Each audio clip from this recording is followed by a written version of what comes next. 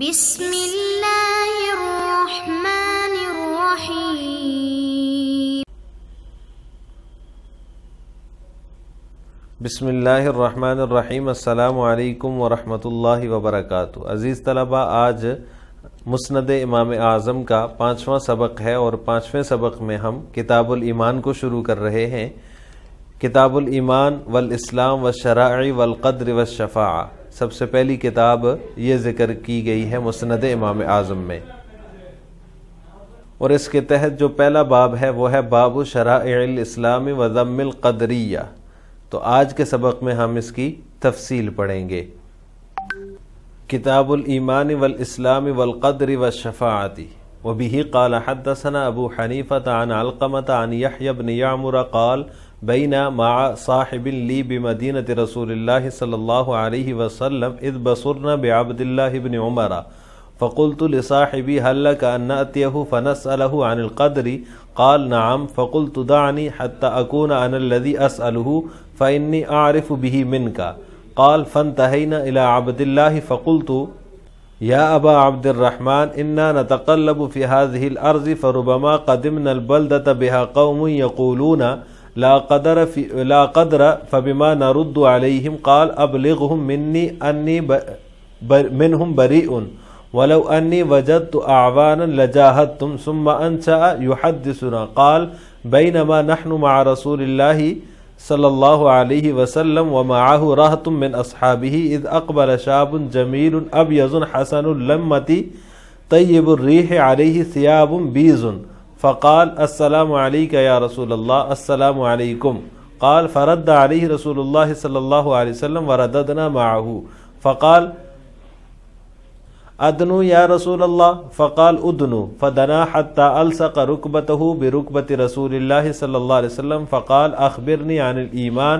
قال ان تؤمن بالله وملائکته وكتبه ورسله ولقائه واليوم الآخر والقدر خيره وشره من الله۔ فقال صدقت۔ قال فعجبنا من تصديقه لرسول الله صلی اللہ علیہ وسلم وقوله صدقت كأنه يعلم۔ قال فأخبرني عن شرائع الإسلام ما هي؟ قال إقام الصلاة وإيتاء الزكاة وحج البيت لمن استطاع إليه سبيلا وصوم رمضان والاغتسال من الجنابة۔ قال صدقت۔ فعجبنا لقوله صدقت۔ قال فأخبرني عن الإحسان ما هو؟ قال الإحسان أن تعمل لله كأنك تراه فإن لم تكن تراه فإنه يراك۔ قال فإذا فعلت ذلك فأنا محسن۔ قال نعم۔ قال صدقت۔ قال فأخبرني عن الساعة متى هي؟ قال ما المسؤول عنها بأعلم من السائل ولكن لها شرائط۔ فقال إن الله عنده علم الساعة وينزل الغيث ويعلم ما في الأرحام وما تدري نفس ماذا تكسب غدا وما تدري نفس بأي أرض تموت إن الله عليم خبير۔ قال صدقت۔ ثم انصرف ونحن نراه قال النبي صلى الله عليه وسلم علي بالرجل فقمنا في أثره فما ندري أين توجه ولا رأينا شيئا فذكرنا ذلك للنبي صلى الله عليه وسلم فقال هذا جبريل عليه السلام أتاكم يعلمكم معالم دينكم والله ما أتاني بسورة إلا وأنا أعرفه فيها إلا هذه السورة۔ حضرت یحییٰ بن یعمر رحمہ اللہ تعالیٰ فرماتے ہیں کہ میں اپنے ایک ساتھی کے ساتھ آپ صلی اللہ علیہ وسلم کے شہر مدینہ میں تھا کہ حضرت عبداللہ ابن عمر رضی اللہ تعالیٰ عنہ کو دیکھا، تو میں نے اپنے ساتھی سے کہا کہ ان کے پاس جا کر تقدیر سے متعلق سوال کرو، تو انہوں نے کہا چلو۔ میں نے کہا مجھے سوال کرنے دو، میں انہیں تم سے زیادہ جانتا ہوں۔ یحییٰ کہتے ہیں پھر ہم عبداللہ بن عمر رضی اللہ تعالیٰ عنہ کے پاس چلے گئے اور میں نے ان سے سوال کیا، اے ابو عبد الرحمن، ہم اس ملک میں چلتے پھرتے ہیں اور فربما قدمنا البلدة بها قوم یقولون، چنانچہ بسا اوقات ایسے شہر میں سے بھی گزر ہوتا ہے جس میں رہنے والی قوم تقدیر کی منکر ہوتی ہے، ہم ان کو کیا جواب دیں؟ فبما نرد علیہم، ہم ان کو کیا جواب دیں؟ فرمایا کہ ان کو میری طرف سے یہ بات پہنچا دو کہ میں ان سے بری ہوں، اور اگر مجھے چند لوگ مل جائیں، چند مددگار مل جائیں تو میں ان سے جہاد کروں، لجاہد تم جہاد کروں۔ ثم انسا یحدثنا، پھر انہوں نے یہ حدیث بیان کی کہ ہم لوگ حضور اکرم صلی اللہ علیہ وسلم کی خدمت میں حاضر تھے، ومعہ رہۃ من اصحابہ، اور آپ صلی اللہ علیہ وسلم کے ساتھ صحابہ کی ایک جماعت تھی کہ اچانک ایک خوبصورت نوجوان عمدہ لباس میں ملبوس، خوشبو سے مہکتا ہوا، سفید لباس زیب تن کیے ہوئے حاضر خدمت ہوا۔ فقال السلام علیکہ یا رسول اللہ، تو اس نے آ کر کہا اے اللہ کے رسول آپ پر سلامتی ہو، سلام پیش کیا۔ تو آپ صلی اللہ علیہ السلام علیکہ یا رسول اللہ، السلام علیکم، اور صحابہ کرام کو بھی سلام پیش کیا۔ فقال فرد علیہ رسول اللہ صلی اللہ علیہ وسلم ورددنا معه، آپ صلی اللہ علیہ وسلم نے اس کے سلام کا جواب دیا اور ہم نے بھی اس کے سلام کا جواب دیا۔ فقال، تو اس شخص نے کہا، اس شخص نے عرض کیا کہ اللہ کے رسول میں قریب آ جاؤں؟ تو آپ نے فرمایا کہ آ جاؤ، قریب آ جاؤ۔ فدنا دنوتن او دنوتینی، تو چنانچہ وہ جو ہے وہ 2 قدم قریب ہوا، پھر کھڑے ہو کر اس نے جو ہے وہ پوچھا ادنو یا رسول اللہ، تو آپ نے فرمایا کہ جو ہے وہ ادنو قریب ہو جاؤ۔ فدنا حتی الصق رکبتہ برکبت رسول اللہ صلی اللہ علیہ وسلم، چنانچہ وہ قریب ہو کر بیٹھ کے یہاں تک کہ اپنے گھٹنے آپ صلی اللہ علیہ وسلم کے گھٹنے سے اس نے ملا دیے۔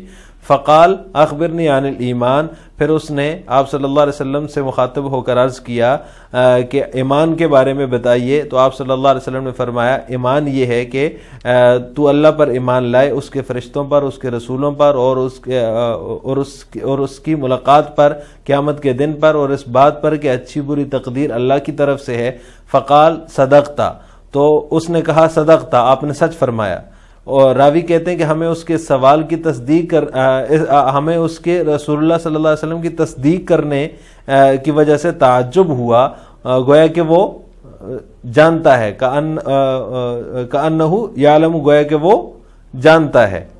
اس نے کہا فاخبرنی عن شرائع الاسلام ما ہی، مجھے شرائع اسلام بتائیں۔ آپ نے فرمایا نماز پڑھو، زکوٰۃ ادا کرو، بیت اللہ کا حج کرو اگر اس کی استطاعت ہو، وصوم رمضان، اور رمضان کے روزے رکھو، اور جنابت سے غسل، اقام الصلاۃ، نماز قائم کرنا، زکوٰۃ ادا کرنا، حج بیت اللہ کرنا اس شخص کے لیے جس کو استطاعت ہو، وصوم رمضان، اور رمضان کے روزے رکھنا، اور جنابت سے غسل کرنا، یہ شرائع اسلام ہیں۔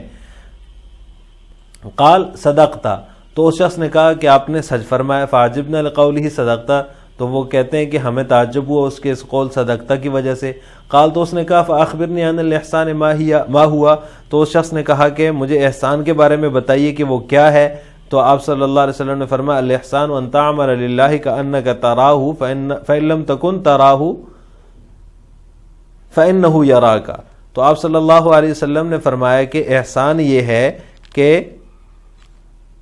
کہ تو عمل اس طرح سے کر کہ گویا کہ تو اللہ کو دیکھ رہا ہے۔ اگر یہ کیفیت حاصل نہ ہو تو یہ ہونی چاہیے فإنہ یراک، کہ وہ تجھے دیکھ رہا ہے، گویا کہ اللہ تعالیٰ تجھے دیکھ رہا ہے، تو اللہ کو دیکھ رہا ہے۔ اگر یہ میسر نہ ہو تو اتنا ہونا چاہیے کہ وہ تجھے دیکھ رہا ہے۔ اس نے کہا فإذا فعلت ذلك فأنا محسن، تو اس شخص نے کہا کہ اگر میں ایسا کر لوں تو میں محسن ہوں۔ قال نعم، تو فرمایا جی ہاں۔ اس نے کہا صدقتا، آپ نے فرمایا سچ، آپ نے فرمایا کہ اس شخص نے تصدیق کی کہ آپ نے سچ فرمایا۔ قال فاخبرنی عن الساعۃ متى ہی، پھر اس شخص نے قیامت کے بارے میں پوچھا کہ بتائیں کہ قیامت کب آئے گی۔ آپ صلی اللہ علیہ وسلم نے فرمایا جس سے سوال کیا گیا ہے مل مسئول عنہا بعلم من السائل، جس سے سوال کیا گیا وہ اس بارے میں سائل سے زیادہ نہیں جانتا، لیکن اس کی کچھ نشانیاں ہیں۔ بے شک اللہ ہی کے پاس قیامت کا علم ہے، قیامت کب آئے گی، اور وہی جانتا ہے عورت کے رحم میں کیا ہے، اور کوئی شخص نہیں جانتا کہ اگلے دن وہ کیا کمائے گا، اور کوئی شخص نہیں جانتا کہ وہ کس جگہ مرے گا۔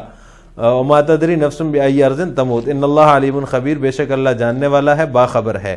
قال صدقتا، تو اس شخص نے کہا کہ آپ نے سچ فرمایا۔ ثم انصرف ونحن نراہ، پھر وہ جو ہے وہ شخص جو ہے وہ اٹھا اور چلا گیا۔ وَنَحْنُ نَرَاهُ، اور ہم اسے دیکھتے رہے. نبی اکرم صلی اللہ علیہ وسلم نے فرمایا کہ اس آدمی کو میرے پاس بلاؤ. فَقُمْنَا فِي أَثَرِهِ، ہم اس کے پیچھے اٹھے تو وہ ہمیں نہیں ملا، ہمیں نہیں معلوم کہ وہ کہاں گیا. یہ بات ہم نے آپ صلی اللہ علیہ وسلم کو بتائی تو آپ صلی اللہ علیہ وسلم نے فرمایا کہ ہذا جبریل، یہ جبریل آئے تھے تاکہ تمہیں تمہارے دینی امور سکھائیں. واللہ ما اتانی بسورۃ الا وانا اعرف فیہا الا هذه السورہ، وہ جس صورت میں بھی میرے پاس آئے میں نے ان کو پہچان لیا لیکن اس مرتبہ نہیں پہچان سکا. تو عزیز طلبہ، یہ جو حدیث جس کا ترجمہ ابھی آپ کے سامنے کیا گیا ہے، یہ ایک لمبی حدیث ہے. اس حدیث کو حدیث جبریل بھی کہا جاتا ہے، حدیث جبریل کے نام سے یہ مشہور ہے، جبکہ اس کے کچھ نام اور بھی ہیں. ام الاحادیث بھی کہا جاتا ہے، ام الجوامع اور ام السنہ بھی کہا جاتا ہے اس حدیث کو. اس حدیث کے اندر دین کے 3 شعبوں کا بیان ہے. اعتقادات، تصوف اور فقہ میں سے جو ہے وہ دو شعبے جو ہیں ان کو اجمالاً جو ہے وہ بیان کیا گیا ہے. یہاں پر ایک اصول ذہن نشین کر لینا چاہیے کہ جس طرح قرآن سے قرآن کی تشریح ہوتی ہے، یعنی القرآن یفسر بعضہ بعضا، قرآن جو ہے وہ قرآن سے ایک آیت سے دوسری آیت کی تشریح ہوتی ہے، بعض کی تشریح ہوتی ہے. اسی طرح محدثین کے ہاں بھی یہ اصول ہے کہ حدیث سے بھی ایک حدیث سے دوسری حدیث کی تشریح ہوتی ہے. اسی طرح دوسرا اصول یہ ذہن نشین کر لینا چاہیے کہ محدثین کے ہاں یہ اصول ہے کہ زیادت ثقہ جو ہوتی ہے وہ مقبول ہوتی ہے. یعنی کہ ایک ہی مضمون کی 2 روایتیں ہیں، کتابوں میں منقول ہیں. ایک روایت میں کچھ الفاظ جو ہیں وہ زیادہ ہیں اور اس کو جو روایت کرنے والا راوی ہے وہ قابل اعتماد ہے، اس پر اعتماد کیا جا سکتا ہے، تو اس کی زیادتی کو قبول کر لیا جائے گا. یہ نہیں کہا جائے گا کہ یہ چونکہ دوسرے راوی نے اضافہ نہیں بیان کیا تو اس لیے ہم اسے قبول نہیں کرتے. اس کی مثال یہ حدیث ہے. اب اس حدیث میں جو اس شخص نے سوال کیا اسلام کے متعلق، تو اس میں آپ صلی اللہ علیہ وسلم نے فرمایا اقام الصلاۃ و ایتاء الزکاۃ و حج البیت لمن استطاع الیہ سبیلا و صوم رمضان والاغتسال من الجنابہ.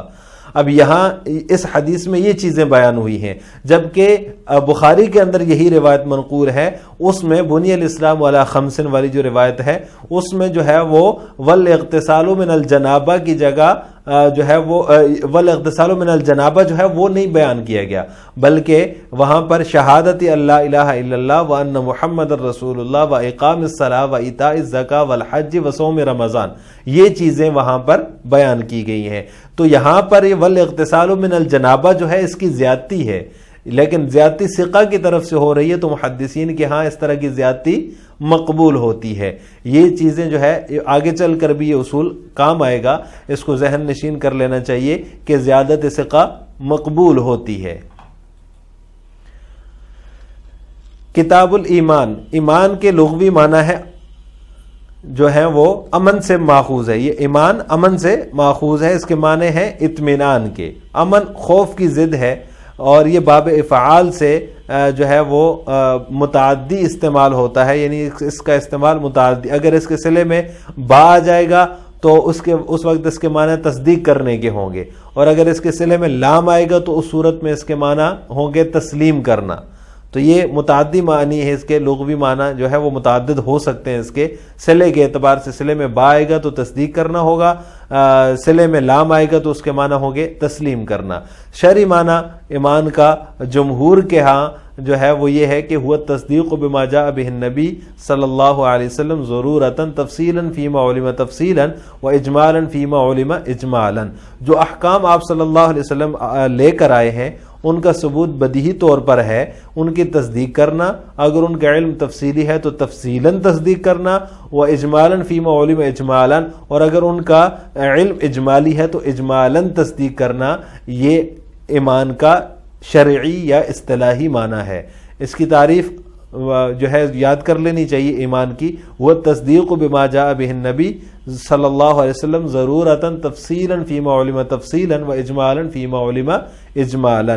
جو احکام آپ صلی اللہ علیہ وسلم لے کر تشریف لائے اور وہ آپ صلی اللہ علیہ وسلم سے بدیہی طور پر ثابت بھی ہیں، ان کی تصدیق کرنا. اگر ان کا علم تفصیلی ہے تو تفصیلاً تصدیق کرنا ضروری ہے، اور اگر ان کا علم اجمالی ہے تو اجمالی تصدیق کرنا یہ ایمان کہلاتا ہے. لہٰذا آج کے سبق کا خلاصہ یہ ہوا کہ ہم نے باب شرائع الاسلام و ذم القدریہ کے تحت حدیث کی اہمیت اور اس طرح حدیث کا ترجمہ، تشریح اور ایمان کے لغوی شرعی معنی کے بارے میں تفصیل پڑھی ہے. آخر میں آپ سے 2 سوال ہیں. نمبر 1، حدیث جبریل کے کون کون سے نام ہیں؟ حدیث جبریل ایک نام تو یہ ہوا، اس کے علاوہ کون کون سے نام ہیں وہ آپ نے بتانے ہیں. نمبر 2، ایمان کے شرعی معنی کیا ہے؟ ان دونوں سوالوں کا جواب آپ نے کمنٹ باکس میں دینا ہے. السلام علیکم ورحمۃ اللہ وبرکاتہ.